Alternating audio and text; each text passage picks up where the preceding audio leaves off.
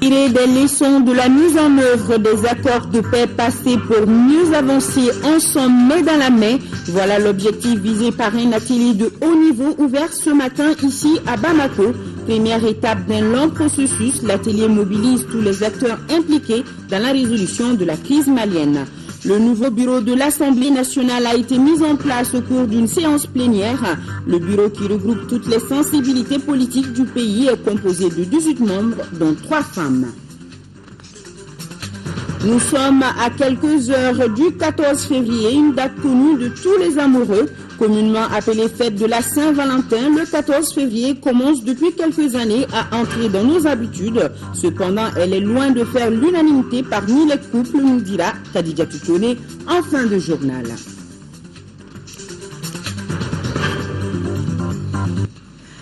Bonsoir mesdames et messieurs, tout le plaisir est pour moi de vous présenter ce 20h. Audience à Koulouba, le président de la République a successivement reçu cet après-midi le président directeur général du groupe ADOA, une entreprise marocaine, et le chef de la délégation de l'Union européenne au Mali. Le premier est venu faire part au président de son projet de construction d'une cimenterie de 3e génération au Mali, et la coopération Mali et Union européenne était au centre des échanges entre Richard Zink et le chef de l'État. Compte rendu d'audience, c'est avec Agali Ag Aguissa. Le groupe ADOA veut investir dans le secteur de l'industrie et du commerce au Mali. L'entreprise marocaine va débourser plus de 19 milliards de francs CFA pour l'installation d'une cimenterie non loin de la ville de Bamako.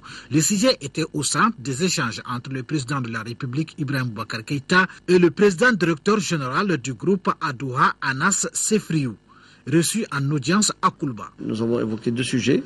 Le premier, c'est le lancement dans les prochains jours de la nouvelle cimenterie CIMAF qui produira 500 000 tonnes de ciment au Mali. Donc c'est une cimenterie de 3e génération. Son Excellence le Président tient beaucoup au logement social. Et donc comme vous le savez au Maroc, le groupe Doha il réalise aujourd'hui un peu plus de 30 000 logements par an, ce qui fait à peu près 100 appartements jour, et avec un guichet unique qui permet à nos futurs acheteurs d'être servis sur place, et nous pensons dupliquer ce modèle au Mali. Le premier coût d'investissement sur la cimenterie est de 30 millions d'euros. Parmi les visiteurs du jour sur la colline du pouvoir figurait également le chef de la délégation de l'Union européenne au Mali. Richard Zink et le président de la République ont fait le bilan de la coopération européenne au Mali. On a parlé des séminaires et réunions qui ont lieu à Bruxelles récemment concernant notre coopération. On a parlé concernant les pourparlers inclusifs et les conférences qui ont lieu actuellement à Bruxelles. L'Union européenne est co-signateur des accords de Ouaga. Les discussions qui ont lieu ce matin au CICB sur les expériences des accords du passé sont importantes. La réunion qui aura lieu demain sur les cantonnements, ça sera encore plus importante. Et nous, on espère qu'une paix durable retourne. Une paix durable qui nous permet de faire également des programmes au nord, mais une paix durable qui permet à tous les Maliens de vivre, de retourner dans leur village. La coopération européenne au Mali est multiforme. Elle porte entre autres sur l'agriculture, la santé, l'éducation. Je vous le disais tantôt, un atelier de haut niveau s'est ouvert ce matin ici à Bamako. Il porte sur les leçons tirées de la mise en œuvre des accords de paix passés. La rencontre mobilise tous les acteurs impliqués dans la résolution de la crise malienne. Cette réunion présidée par le Premier ministre devra permettre d'ouvrir les débats sur les modalités d'un véritable dialogue inclusif entre tous les fils du pays. Ibrahima Traoré. Cette réunion de haut niveau mobilise le gouvernement, les forces vives de la nation, des représentants des groupes armés et les amis du Mali. Ils entendent discuter en toute franchise et en toute responsabilité de l'avenir du pays. Les débats portent essentiellement sur les leçons apprises de la mise en œuvre des accords de paix signés dans le passé.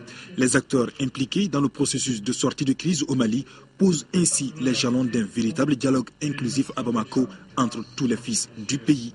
L'avenir du Malien reste avant tout entre les mains des Maliens, sans exclusion et sans discrimination. Je constate par cette participation qu'il y a une volonté manifeste de la part de tous les acteurs maliens de trouver une solution durable à la crise récurrente au Mali, volonté réitérée lors de la visite du Conseil de sécurité il y a 2 semaines de cela. Il s'agit de tirer les leçons du passé, d'apprendre des expériences des autres pays qui ont connu des problèmes similaires et d'envisager une approche appropriée pour l'élaboration du prochain accord de paix global. Cette rencontre de Bamako débat surtout des modalités des pourparlers inclusifs de paix, de leur format ainsi que des mécanismes qui favoriseront non seulement l'application de l'accord global de paix, mais aussi le suivi et le respect des engagements pris par les parties. Sur ce point, le Premier ministre rassure. Je veux vous dire que le gouvernement est très attentif à tout ce que nos frères et sœurs du Nord ressentent. Nous sommes conscients des graves déficits de développement humain, économique et social. Nous comprenons les souffrances des populations et nous avons la volonté d'y apporter une réponse juste. Mesdames et messieurs, demain, nous mettrons en œuvre une régionalisation robuste qui renforcera les acquis de la décentralisation en dotant les collectivités décentralisées de larges compétences dans la gestion des affaires locales et des ressources appropriées pour mettre en œuvre ces compétences. Nous intégrerons les légitimités traditionnelles dans le processus décisionnel des organes régionaux et locaux. Nous appliquerons le plan de développement accéléré des régions du Nord pour corriger les graves déficits en termes de développement humain, ce dans un horizon temporel de 5 ans. La rencontre d'aujourd'hui est la première étape d'un processus qui touchera à d'autres questions centrales, difficiles pour certaines, telles que les opérations de cantonnement, de désarmement, de démobilisation, la réinsertion économique des ex-combattants, le retour effectif de l'administration dans les régions du Nord, l'accès rapide des populations aux services sociaux de base. Le gouvernement que j'ai l'honneur de conduire, sous la haute autorité du président de la République, son Excellence Ibrahim Boubacar Keïta, est animé par la volonté inébranlable de mener un dialogue national avec l'ensemble des communautés, avec tous les acteurs du conflit. Les défis sont donc nombreux. Les populations attendent, le temps presse. Tous sont convaincus qu'il est important d'engager enfin les vraies discussions. Au cours de cette rencontre, 3 panels sont animés, notamment sur les causes profondes d'une crise à répétition, les avancées et les limites des accords passés et les expériences régionales. Le nouveau bureau de l'Assemblée nationale a été mis en place hier après-midi. C'est au cours d'une séance plénière. Il est composé d'un bureau de 18 membres, dont 3 femmes. Le nouveau bureau regroupe toutes les sensibilités, en l'occurrence la mouvance présidentielle et l'opposition. La première vice-présidence de l'Assemblée nationale revient au groupe parlementaire RPM et la 3e vice-présidence au groupe Vigilance républicaine et démocratique de l'opposition. Retour sur la composition du nouveau bureau de l'Assemblée nationale, c'est avec Brahma Traori. Le bureau de l'Assemblée nationale est désormais au complet. Après l'élection du président de l'institution Issaka Sidibé le 22 janvier dernier, les autres membres de l'instance dirigeante sont connus. La première vice-présidence revient à Amadou Tunkara du groupe parlementaire RPM. Amadou Cham de l'APM occupe la 2e vice-présidence. Quant à la 3e vice-présidence de l'Assemblée nationale, elle est confiée à Amadou Sissé du groupe parlementaire Vigilance républicaine et démocratique de l'opposition. Ahmada Soukouna de l'ADEMA PSJ et Acha Belko Maïka du RPM sont élus respectivement au poste de la 4e et 5e vice-présidence de l'Assemblée nationale. Concernant les postes de la 6e vice-présidence, il revient à Bajan Ag Hamatou du RPM. Les 2 dernières vice-présidences, à savoir la 7e et la 8e, sont respectivement occupées par Guidjouma Sanogo du groupe Far Sadi et Hadi Nyangadou de l'APM.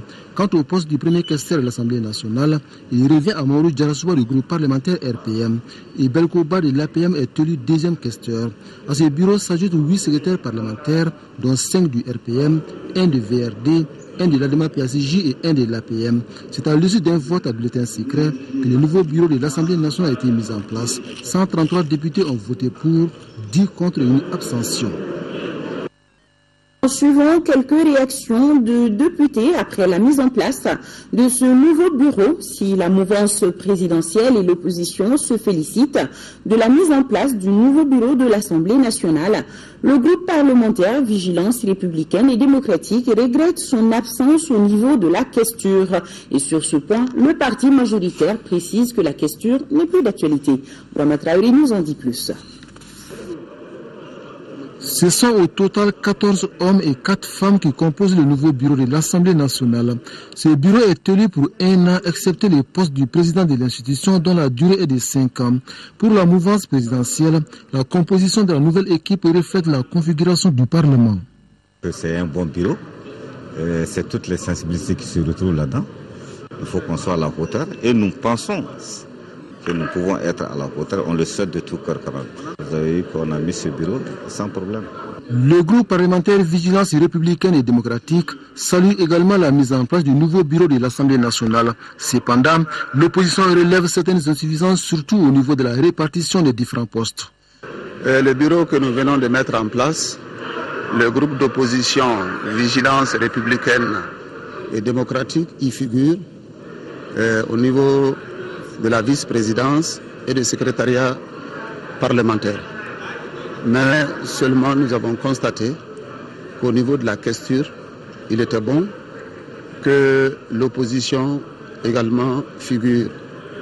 Malheureusement, ça n'a pas été le cas. Je pense que c'est une faiblesse. Pour le parti majoritaire, cette question n'est plus d'actualité pour avoir été largement débattue bien avant la mise en place du bureau. La troisième question demandée par l'opposition serait contraire au règlement intérieur du Parlement. On demandait la troisième question, quelque chose qui n'existe pas chez nous. Nous avons dit oui, on a mis dans les recommandations. Il faut aller voir ailleurs comment ça se passe, comment l'adapter à nos réalités. On est là pour 5 ans, ça peut venir. Si c'est une bonne chose, on l'amène, il n'y a pas de problème. Mais quelque chose que vous n'avez pas connu. Si vous le prenez tout de suite dans le fonctionnement, ça peut poser des problèmes. Ça n'a pas été rejeté, comme les gens le pensent. On a mis dans nos recommandations. Et nous constatons malheureusement également qu'au niveau du contrôle, notamment le contrôle de l'action du gouvernement, l'opposition aurait souhaité participer au bureau de la Commission des finances avec la majorité pour que ce pan important du contrôle de l'action du gouvernement consacré à l'exécution du budget et à sa préparation, que l'opposition puisse faire toute sa participation et de qualité dans ce contrôle. Après l'élection du nouveau bureau de l'Assemblée nationale, les députés ont procédé à la mise en place des différentes commissions de travail. Elles sont 12 au total et prennent en compte tous les secteurs, éducation, santé, finances, défense et affaires étrangères, entre autres. Toujours place de la République, le président de l'Assemblée nationale a reçu successivement le représentant résident du Fonds monétaire international au Mali et l'ambassadeur du Royaume d'Espagne au Mali. Entre autres sujets débattus lors de ces rencontres, un programme initié par le FMI et le projet de coopération entre le Mali et l'Espagne. Rachel Tessougué, compte rendu. Le représentant résident du Fonds monétaire international est venu informer le président de l'Assemblée nationale des activités du FMI au Mali. Ils ont également évoqué le sujet de la collaboration entre les deux structures. Le programme triennal, je lui ai décrit en gros termes le contenu de ce programme. Et j'ai souligné que la mise en œuvre de ce programme dépend aussi sur le soutien de l'Assemblée pour mettre en œuvre ce programme. Une première étape sera l'adoption de la loi de finances 2014, qui est à la base des engagements macroéconomiques. Quant à l'ambassadeur du Royaume d'Espagne, il est venu rendre une visite de courtoisie au président de l'Assemblée nationale. Il lui a transmis les félicitations du gouvernement et du Parlement d'Espagne suite à son élection à la tête de l'institution. Le président de l'Assemblée nationale m'a transmis les souhaits pour que les grandes équipes de football espagnol puissent ouvrir une école de formation au Mali. Donc, je m'engagerai à transmettre les souhaits du président de l'Assemblée nationale aux autorités espagnoles. On verra ce qu'on peut faire, mais évidemment, je crois que c'est un projet important. Il y a d'autres projets de coopération, évidemment. On a parlé aussi de la présence croissante en Espagne de la communauté malienne. Donc, c'est un facteur important. L'ambassadeur d'Espagne promet que son pays sera toujours aux côtés du Mali tout en respectant sa souveraineté. Et nous avons ce communiqué sur invitation du ministre des Affaires étrangères et de la coopération internationale, Zahabi Ould Sidi Mohamed. Le ministre suédois des Affaires étrangères, Carl Bildt, effectuera au Mali une visite d'amitié de travail du vendredi 14 au dimanche 16 février 2014. Durant son séjour, le chef de la diplomatie suédoise sera reçu en audience par le président de la République, chef de l'État, Ibrahim Boubacar Keïta, et aura une séance de travail avec son homologue malien au ministère des Affaires étrangères et de la coopération internationale. Carl Bildt aura également des entretiens avec le ministre de la Défense et des anciens combattants et se rendra à Tombouctou les dimanches 16 février 2014. À présent, cette question, pourquoi pas une loi pour gérer les attributions d'exonération? La question est posée par le président du Conseil économique, social et culturel dans le cadre de la 9e session ordinaire de l'institution. Elle s'adressait au ministre délégué chargé du budget, Madani Touré. Ces derniers a présenté une communication relative à l'employabilité des jeunes dans le contexte de la relance de l'économie nationale post-crise. Le compte-rendu de Moïse Traoré. La mise en place d'un fonds d'investissement pour le secteur privé est à l'étude. Dans le même temps, le gouvernement entend développer l'agropole et structurer le monde rural.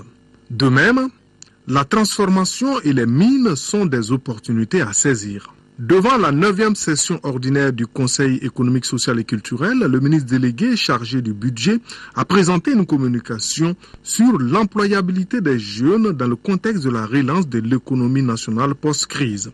Et nous avons inscrit sur le budget d'État 2014 la somme de 20 milliards de francs CFA.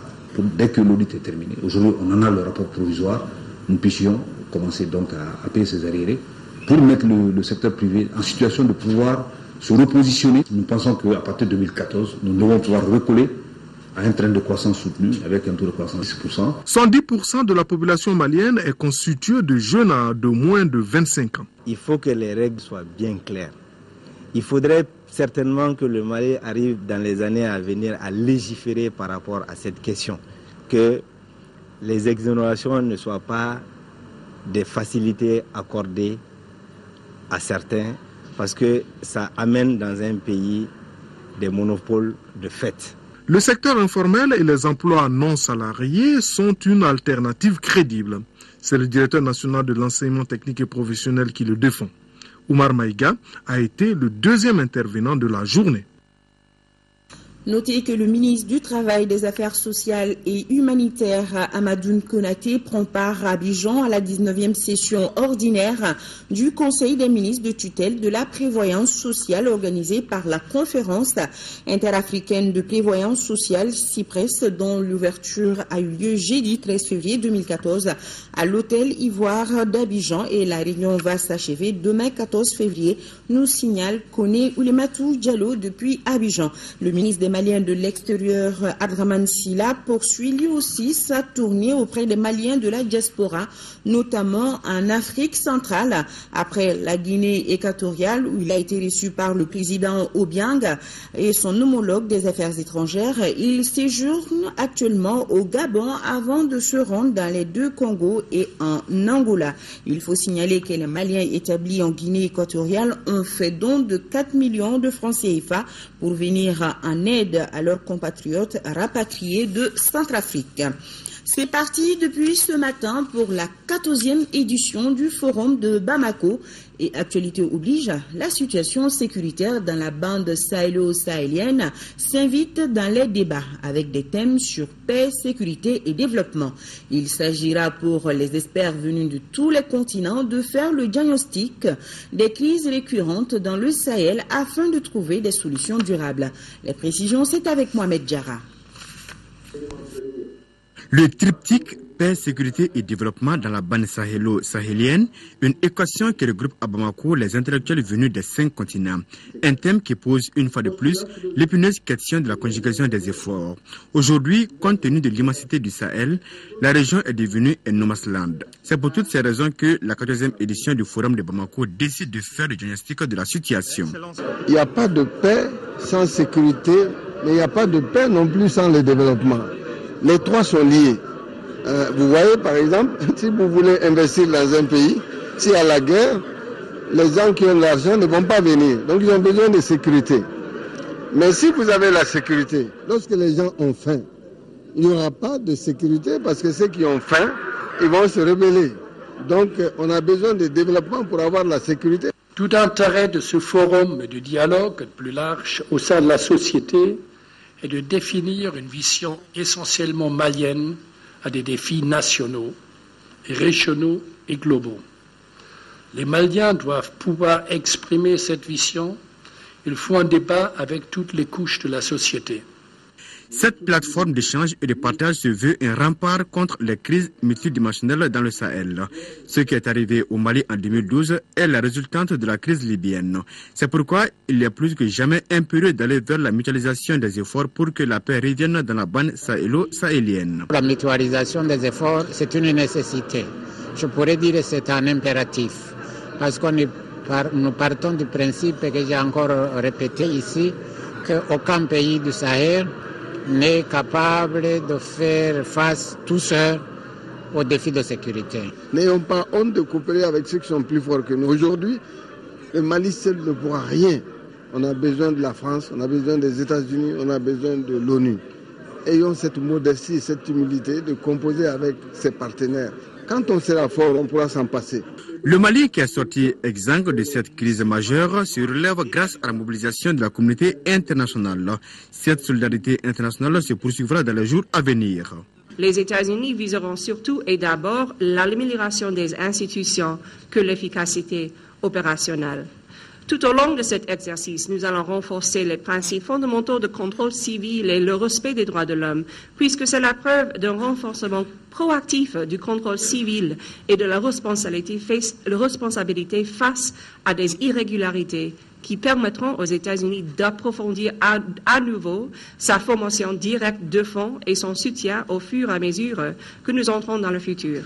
Les stratégies des différentes organisations des Nations Unies seront portées à la connaissance des panélistes. Des communications qui devront guider les pas des organisateurs dans la recherche de la paix et de la stabilité dans la sous-région. Signature entre le gouvernement et l'UNTM cet après-midi de la date de mise en œuvre de la grille consensuelle obtenue lors des conciliations. Cette date est fixée au 1er janvier 2014 sans rappel et le gouvernement s'engage à déposer le document sur le bureau de l'Assemblée nationale. Daouda Sidiki Diarra nous raconte cette rencontre tripartite, gouvernement, UNTM et le Conseil national du patronat du Mali. La reprise du dialogue entre l'État et ses partenaires sociaux consacre une ferme volonté des autorités à résoudre les problèmes cruciaux de la nation. C'est là pour le mieux-être de la population. Cette rencontre tripartite permet d'ouvrir les débats autour du procès verbal de conciliation signé le 2 octobre 2011 entre l'État, l'Union nationale des travailleurs du Mali et le Conseil national du patronat du Mali. Nous avons mis en œuvre les instructions du président pour donner un signal au monde du travail, pour leur donner les assurances de l'engagement du gouvernement à prendre en compte leurs préoccupations et leurs attentes. C'est ce qui explique le renouement du dialogue aujourd'hui. À l'issue des travaux, un document de mise en œuvre de l'un des points de revendication a été signé entre le gouvernement et l'UNTM. Nous venons de nous mettre d'accord avec le gouvernement de l'application de la grille janvier 2014 sans rappel. Nous l'avions fait par rapport aux réalités que nous vivions aujourd'hui dans notre pays et à l'attente grandissante que le monde du travail attend de l'application de cette grille salariale. Elle aura pour effet janvier 2014. Le gouvernement s'engage à déposer sur le bureau de l'Assemblée nationale le projet de loi y afférent dans le meilleur délai. Les autres points de revendication de l'UNTM feront l'objet d'un traitement diligent dans le cadre d'une commission tripartite. Nous avons décidé de mettre en place une commission tripartite pour la prise en charge des autres points de revendication. Et puisque les choses s'annoncent bien, nous avons de bonnes raisons de nous attendre à leur bonne conclusion. Le signal que nous voudrions donner au monde du travail, c'est notre détermination à prendre en charge leurs préoccupations, à les inclure dans l'ensemble des négociations qui se font dans notre pays, à les hisser au niveau où ils doivent être. S'agissant de l'intégration des contractuels dans la fonction publique de l'État et des collectivités territoriales, le ministre a dit que le processus est en cours. Rappelons que le pacte de solidarité pour la croissance et le développement a permis d'apaiser le climat social. Et ce taux de communiqué du gouvernorat du district de Bamako, le gouverneur du district de Bamako constate avec surprise depuis un certain temps l'occupation et la réalisation irrégulière d'infrastructures sur le titre foncier numéro 1414, 6 en commune 5 du district de Bamako. Le gouverneur rappelle que cet espace a été mis par le gouvernement à la disposition de la foire d'exposition de Bamako, FEBAC. Par conséquent, il leur est demandé d'arrêter immédiatement les constructions illicites actuellement en cours.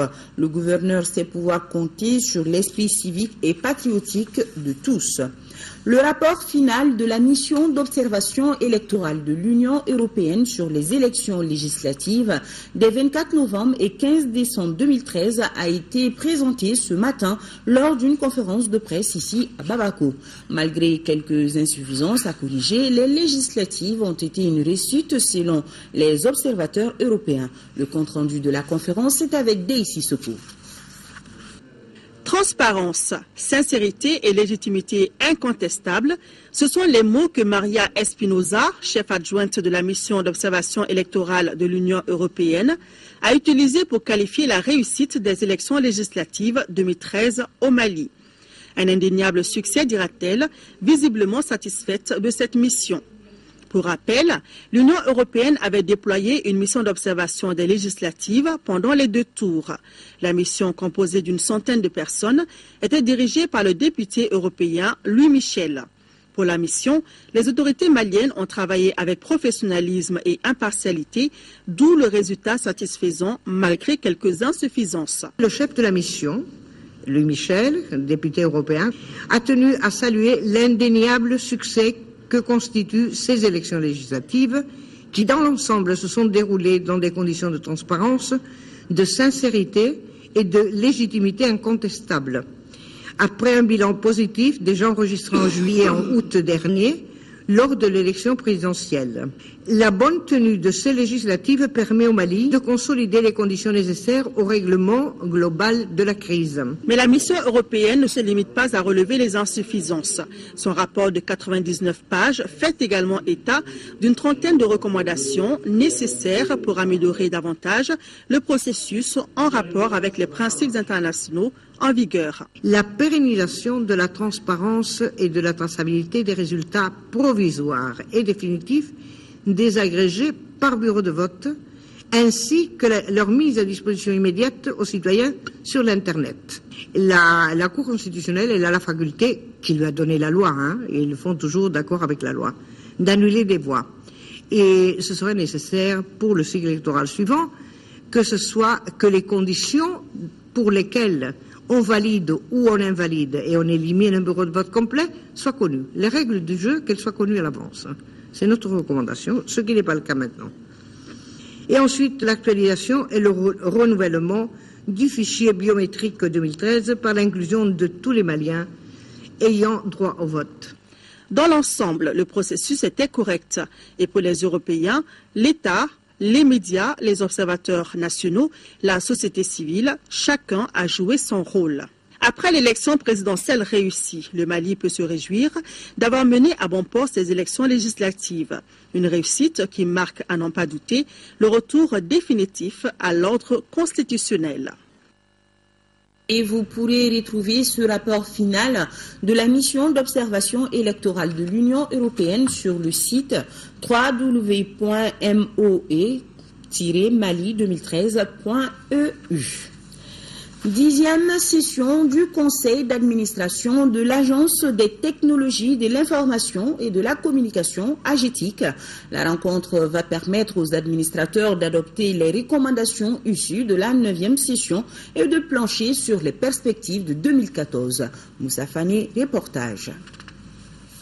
Le projet du budget 2014 de l'Agence des technologies de l'information et de la communication AGETIC se chiffre en recettes et en dépenses à plus de 3 milliards de francs CFA. Cette année, l'AGETIC devra favoriser les opportunités d'utilisation du potentiel des TIC dans le développement du pays. Selon le ministre de la Communication et des Nouvelles Technologies de l'Information, cette 10e session se tient dans un contexte qui suscite de l'espoir au sein de l'agence. L'AGETIC joue un rôle éminemment important dans le développement et l'utilisation des TIC au sein de l'administration publique, dont les activités ont été sérieusement affectées par les restrictions budgétaires dues à la crise institutionnelle qui a secoué le pays. Les grands axes continuent à être l'Internet de l'administration, et la bonne gouvernance, la connexion des communes et des écoles, c'est-à-dire la popularisation de l'accès à Internet par la connexion des communes et des écoles. L'un des volets de 2014 sera aussi la poursuite du renforcement des capacités du personnel de l'agence afin de consolider les acquis. Il sera aussi nécessaire de mettre l'accent sur la sensibilisation et la communication, car l'utilisation des technologies de l'information et de la communication induit un changement de comportement, un changement de mode de vie, toute chose qui nécessite aussi un accompagnement et un suivi à moyen et court terme. Les responsables de l'AGETIC entendent mieux orienter les actions à venir afin de répondre aux exigences de développement en matière d'éthique. Direction Tombouctou, où le ministre de l'Emploi et de la Formation professionnelle a procédé au lancement du programme de haute intensité de main-d'œuvre, un mécanisme qui permet d'employer plusieurs jeunes pour une activité quelconque, moyennant une rémunération. À Goundam et à Diré, le ministre Babi a insisté sur l'importance qu'accorde le gouvernement à la question de l'emploi, particulièrement au nord après la crise. Et attendina correspondance. À Diré comme à Goundam, le ministre de l'Emploi et de la Formation professionnelle a été reçu par les autorités administratives et la jeunesse. L'objet de cette visite rentre dans le cadre du lancement du programme de la haute intensité de la main-d'œuvre IMO à travers la pêche. Pendant 10 jours, les jeunes de ces localités vont assainir leur ville, moyennant une rémunération créant du coût de l'emploi. Cette opération se situe dans le cadre du programme d'urgence pour le Nord et en particulier dans le cadre de la relance des activités économiques et sociales. Le président de la République, son Excellence Ibrahim Boubacar Keïta, a souhaité remettre très rapidement au travail les jeunes et les femmes qui sont revenus au niveau des régions du Nord. Donc nous situons ces travaux IMO dans ce cadre-là. À Goundam, le ministre a rendu visite à la notabilité et s'est entretenu avec la jeunesse. Ces échanges ont rassuré la délégation de l'engagement des populations pour le retour définitif de la paix. Retrouver les miens dans ce contexte-là, ça me réconforte qu'il faut que nous fassions encore plus pour que les Maliens puissent se retrouver, pour que les Maliens puissent bâtir ensemble ce bien commun que nous avons ensemble, le Mali. Je lance un appel aux jeunes pour se remettre au travail. Auparavant, le ministre avait rencontré les autorités administratives et les responsables des services locaux à la préfecture de Goundam. Suite des tueries de Tamkoutat, les enquêtes se poursuivent. Le gouverneur de la région de Gao amorce les actions tendant à retrouver les coupables. Pour y arriver, l'exécutif a regroupé les représentants du village de Tamkoutat, ceux des communes d'Anchawash et de Nteli et l'administration régionale. Sur place, la correspondance de Daouda Zoumana Traori. Ce sont des communautés déterminées à en finir avec l'insécurité qui sont venues rencontrer le gouverneur de Gao et son staff. À cause des séries d'attaques, de vols de bétail et d'autres exactions, la population d'Anchawash s'inquiète. C'est pourquoi cette rencontre a été un cadre d'échange et de franc-parler. La population de Tamkoutat se dit rassurée par les propositions de cette rencontre. Nous avons compris dans sa réponse que vraiment ils sont prêts à répondre à toutes nos aspirations. Par rapport à la collaboration, il n'y a pas de problème. Dans l'immédiat, les infrastructures de communication seront réhabilitées et l'administration sera auprès de la population avec l'engagement des femmes, de l'aménagement et des Serval. Que la population qui se trouve dans ces lieux-là ne soit pas inquiétée. En plus, il y a un point important, c'est que les auteurs de ces crimes-là, il faut tout mettre en œuvre pour les chercher et les mettre à la disposition effectivement de la justice. Cette rencontre fait suite à l'attaque des forains par des bandits armés faisant 30 morts parmi la population de Tamkoutat. Et suite aux tueries de Tamkoutat, le comité exécutif de l'ALEMA-PSG, au nom de l'ensemble des militants et sympathisants du parti, exprime ses profondes compassions et ses condoléances les plus attristées aux familles endeuillées. Lancement d'une vaste campagne de sensibilisation et de mobilisation sur le VIH-Sida en milieu scolaire, une initiative du Réseau national de la jeunesse du Mali. L'association prend en compte les préoccupations auxquelles la jeunesse est confrontée et la dite campagne va concerner les 6 communes du district de Bamako et Kati. Al-Jumatina, reportage. Vaste campagne de communication et de sensibilisation du Réseau national de la jeunesse du Mali. Ayant pour objectif d'offrir un cadre idéal à la jeunesse, le RENAGEM s'est engagé aux côtés des autorités maliennes et des partenaires pour faire face aux défis du VIH-Sida. C'est dans cet esprit qu'a été initiée cette campagne de sensibilisation. Il est important pour tous les acteurs de monter la vigilance auprès de certains groupes cibles, notamment les jeunes de 15 à 19 ans et de 20 à 29 ans, dans le but de rompre définitivement la chaîne de transmission du VIH. Pendant 2 semaines, les animateurs et leurs pères éducateurs du RENAGEM et leurs partenaires ONU-SIDA sillonneront les 6 communes du cirque de Bamako et Kati pour échanger avec les jeunes, surtout en milieu scolaire. C'est là pour l'atteinte de l'objectif 0. Les jeunes, vous êtes au centre de cette stratégie de l'ONU-SIDA. Nous serons toujours là pour renforcer les capacités des jeunes pour relever ces défis. C'est dans ce cadre que nous avons décidé d'accompagner la campagne de communication du Réseau national de la jeunesse du Mali, le RENAGEM. Nous disons dans la lutte contre le sida, c'est dans la tête des enfants qu'il faut élever les remparts de la prévention, les remparts de la protection. Le RENAGEM compte 110 associations et organisations membres et est représenté dans les différentes régions du Mali. Promotion des soins essentiels dans la communauté, l'UNICEF vient de récompenser les meilleurs agents de santé communautaire du district sanitaire de Djema. C'était mardi dernier lors d'une cérémonie spéciale. Nos envoyés spéciaux à Djema sont Tchessira Dambélé et Abdul Salam Bambara. C'est une saine émulation que l'UNICEF et ses partenaires veulent créer et maintenir entre les ASC, les agents de santé communautaire, en partageant entre 5 d'entre eux la somme d'1 million de francs CFA et des diplômes de reconnaissance du mérite. Il s'agit de ceux qui se sont distingués en 2013 par leurs résultats dans la prise en charge de certains problèmes de santé chez les enfants de 0 à 5 ans. La sélection a été faite sur la base de 5 critères clés. La prise en charge des maladies diarrhéiques, la prise en charge du paludisme chez les enfants, la prise en charge de la pneumonie chez les enfants, l'apport des ASC en matière de communication, de sensibilisation, et puis la disponibilité des ASC sur leur site de travail. Dans le district sanitaire de Djema, le premier prix est revenu à Sogomori Keita. L'ASC de Toudouboli empoche 500 000 francs CFA devant les ASC de Djoba, classés 2e, et ceux de Gori, de Sirakoro et de Bougoudere Nyandé.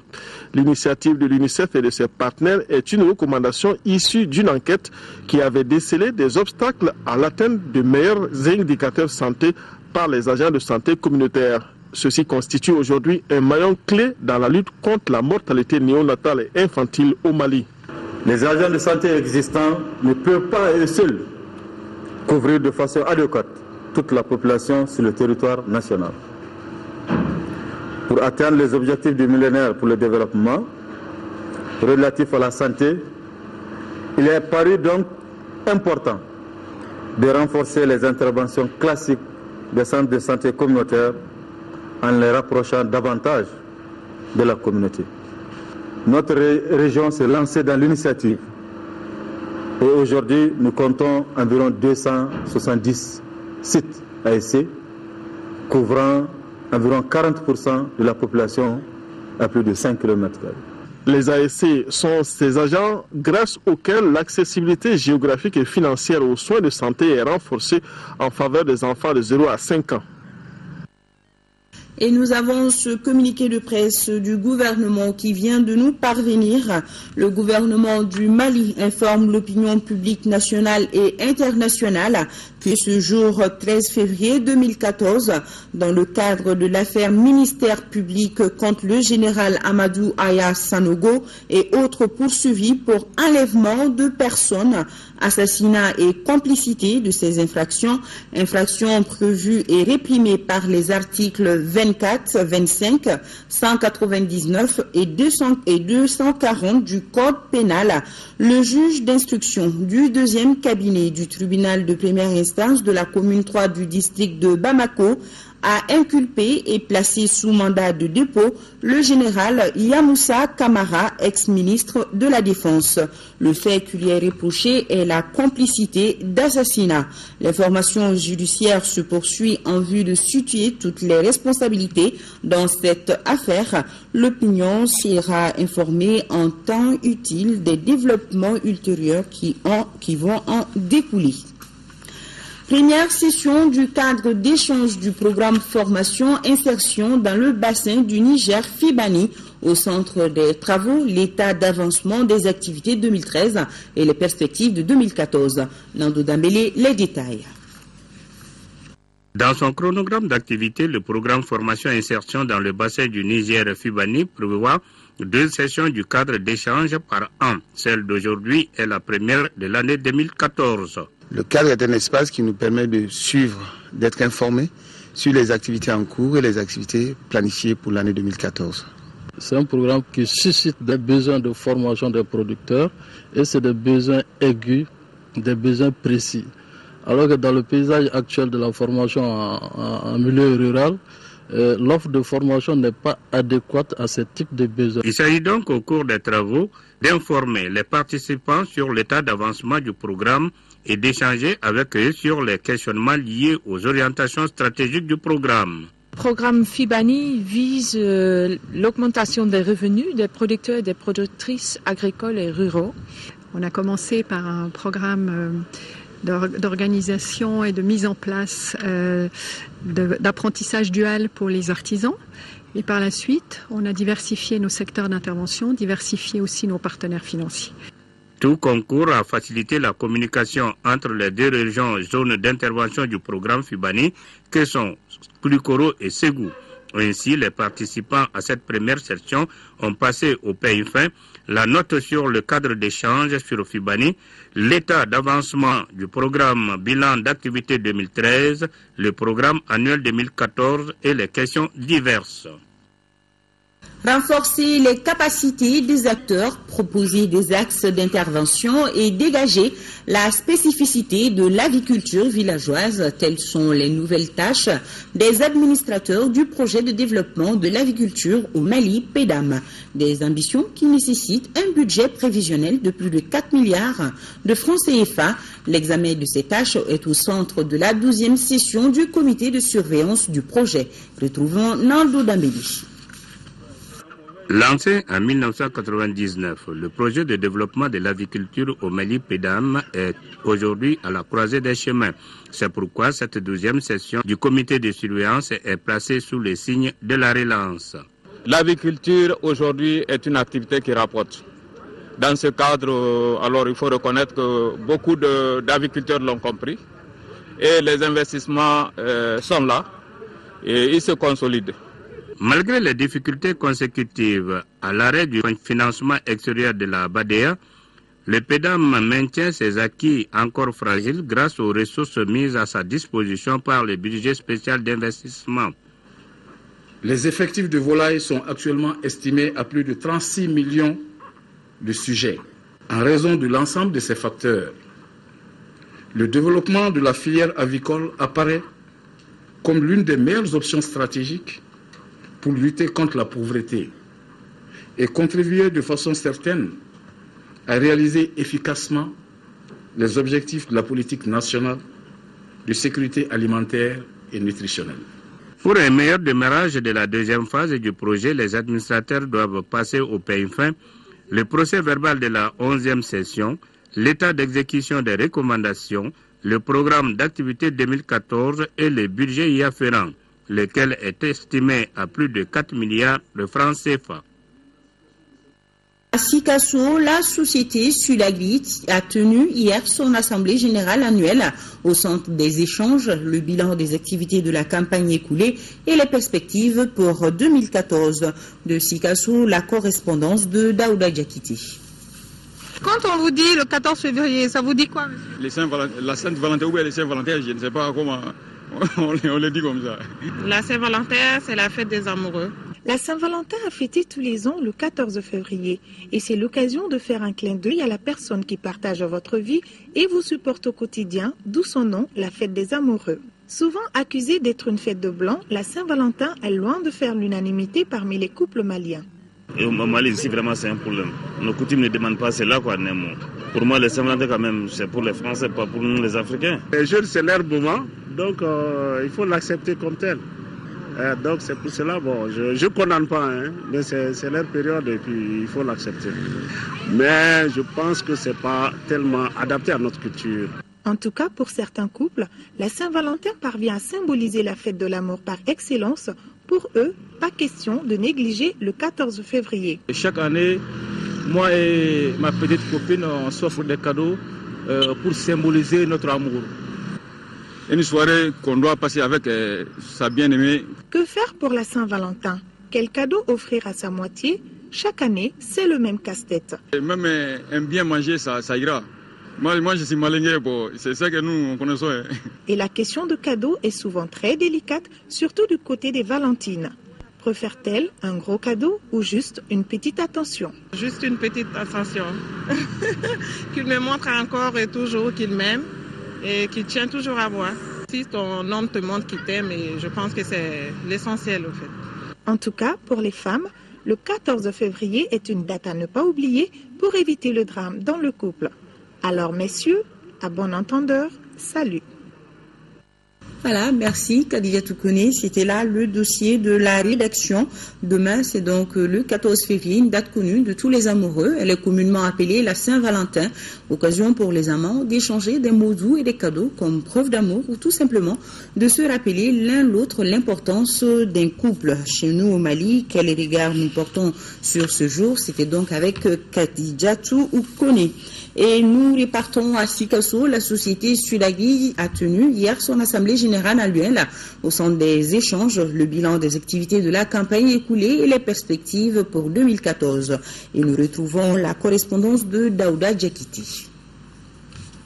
Au cours de cette assemblée générale annuelle de la société Sudagri, les participants essentiellement producteurs de diatropha, de soja et partenaires techniques et financiers devront se pencher sur le bilan des activités de 2012-2013 afin de jeter les bases pour 2014. La culture du soja est en plein développement.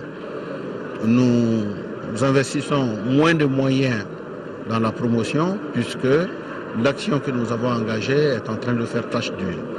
Pour ce qui concerne la culture du soja, les difficultés rencontrées se rapportent essentiellement à la technique de semis et à la technique de récolte et de battage. Pour 2014, la société envisage de renforcer les acquis et améliorer la productivité.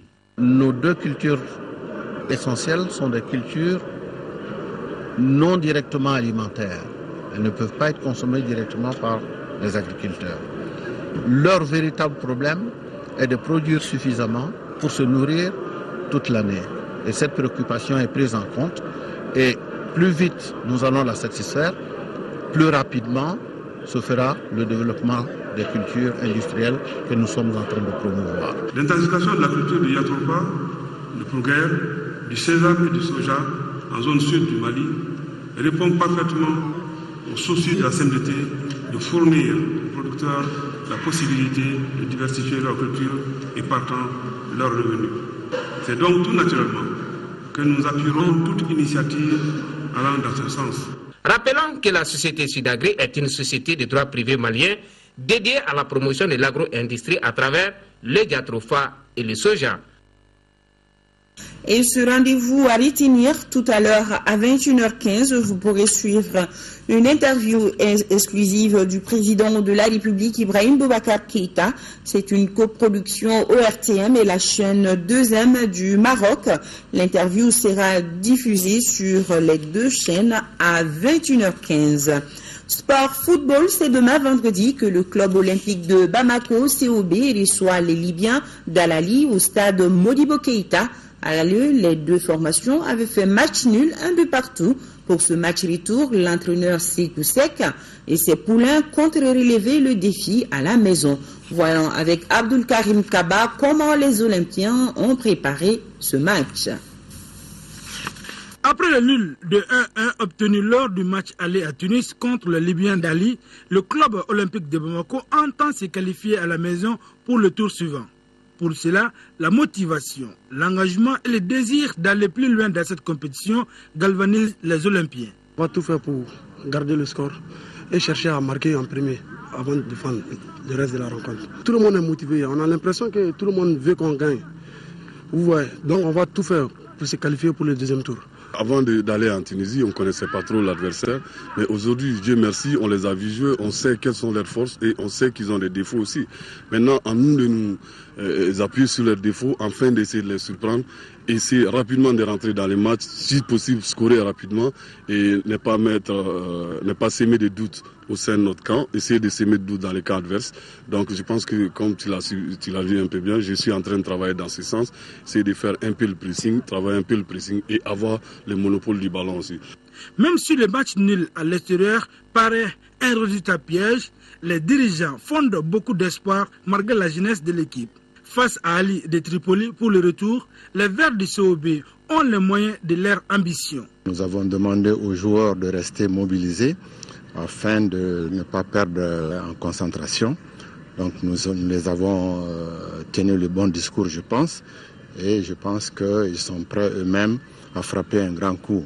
Parce que ce premier tour nous ouvrira la porte à un second tour. Et si on veut aller loin, ce qui est le cas cette année, c'est notre objectif majeur. Et il faut qu'on gagne ce match retour. Pour la rencontre Sobé-Ali de Tripoli, au compte du match retour des préliminaires de la Coupe de la Confédération, l'apport du 12e homme du stade Modibo Keïta sera déterminant. Le match est prévu ce vendredi à partir de 16h30, une partie qui sera dirigée par des arbitres guinéens. Bonne chance aux poulains de Sekou Sek. Ce journal est terminé. Demain, 10h-13h, vous avez rendez-vous avec Amadou Sankaré et Amara Mali Diallo pour le 18h et le 20h. Merci à vous qui nous suivez à travers le monde, particulièrement au Congo-Kinshasa. Merci de nous rester fidèles et bonne fête de Saint-Valentin à tous les amoureux. Bonsoir à tous.